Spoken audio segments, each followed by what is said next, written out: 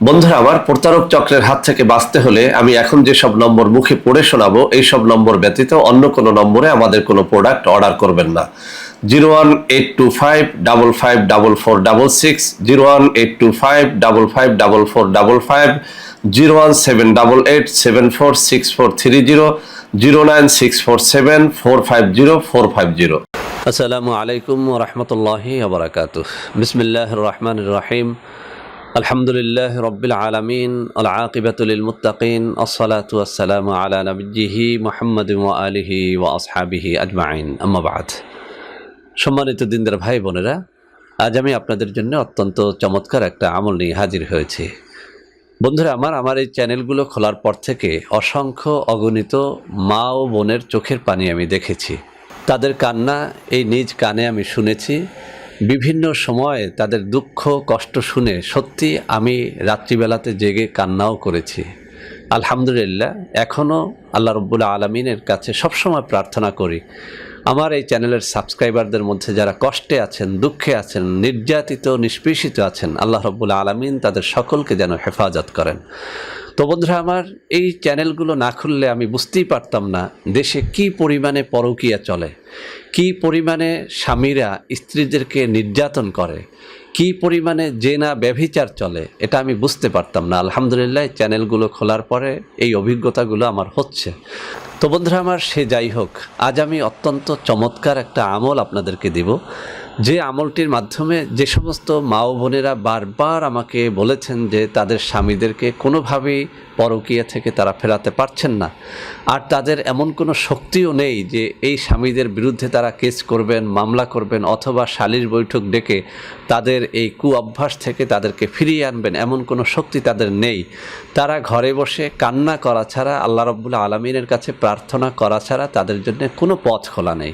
এই সমস্ত নির্যাতিত নিষ্পেষিত আমার মা ও বোনদের জন্য আজকের এই তদবিরটি অত্যন্ত কাজে লাগবে। বন্ধুরা আমার, সূরা কুরাইশের একটা ছোট্ট আমল, যে আমলটি আমার এই ডান হাতে থাকা কিতাবটির মধ্যে এসেছে। আর এই কিতাব সম্পর্কে আমি বহুবার বলেছি, আজও বলে নেই যে এই কিতাবটি অত্যন্ত সহিহ একটা কিতাব, শিফাউল মুমিনিন। এটি বাংলাদেশের একটা অন্যতম হক দরবার সারসিনা শরীফ থেকে প্রকাশ করা হয়েছে। তো বন্ধুরা আমার, এই কিতাবের মধ্যে একটা ছোট্ট আমল দেয়া হয়েছে, সূরা কুরাইশের আমল, যেখানে বলা হয়েছে যে এই আমলটির মাধ্যমে দুই ব্যক্তির মধ্যে শত্রুতা সৃষ্টি করা যাবে। কার মধ্যে শত্রুতা সৃষ্টি করা যাবে? যে ব্যক্তির মধ্যে আপনি চান যে তাদের অবৈধ সম্পর্ক নষ্ট হয়ে যাক এবং একটা শত্রুতা তাদের মধ্যে সৃষ্টি হয়ে যাক। যেমন আপনি চান যে আপনার স্বামী যে মেয়েটাকে অবৈধভাবে ভালোবাসতেছে, যে মেয়েটার কাছে গিয়ে রাত্রি যাপন করতেছে, আপনি চান যে আপনার স্বামী এবং ওই মেয়েটার মধ্যে একটা শত্রুতা সৃষ্টি হয়ে যাক। সেই কাজটি এই আমলটির মাধ্যমে করা যাবে। এরকম আরও থাকতে পারে, যেমন আপনার ছেলে বা মেয়ে এমন একটা ছেলে বা মেয়েকে ভালোবাসে যেটা আপনি চান না, যেটা কোনোভাবেই সমাজ মেনে নেবে না। এরকম ক্ষেত্রেও কিন্তু আমলটি আপনি করতে পারবেন। তো বন্ধুরা আমার, আমি সরাসরি কিতাব থেকে পড়ে শোনাবো, এরপরে আমি বাকিটা বুঝিয়ে দেব যে আমলটা কিভাবে করলে আপনারা ভালো ফলাফল লাভ করতে পারবেন। তো বন্ধুরা আমার, আমি সরাসরি কিতাবের মধ্যে চলে যাচ্ছি।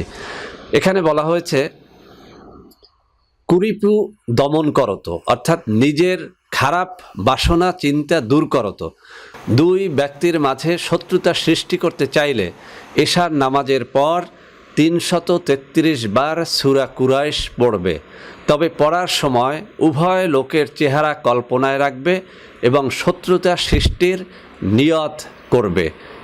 আমলটি পরীক্ষিত। বন্ধুরা আমার, এখানে যে কথাটা বলা হয়েছে, আপনি এশার নামাজ পড়ার পরে যে দুই ব্যক্তির মধ্যে শত্রুতা সৃষ্টি করতে চান, সেই দুই ব্যক্তির চেহারা আপনার কল্পনার মধ্যে এনে এরপরে আপনি 333 বার সূরা কুরাইশ পড়বেন, অর্থাৎ লিইলাফি কুরাইশিন। এই যে সূরাটা, এই সূরাটা আপনি শুরু থেকে শেষ পর্যন্ত পড়বেন।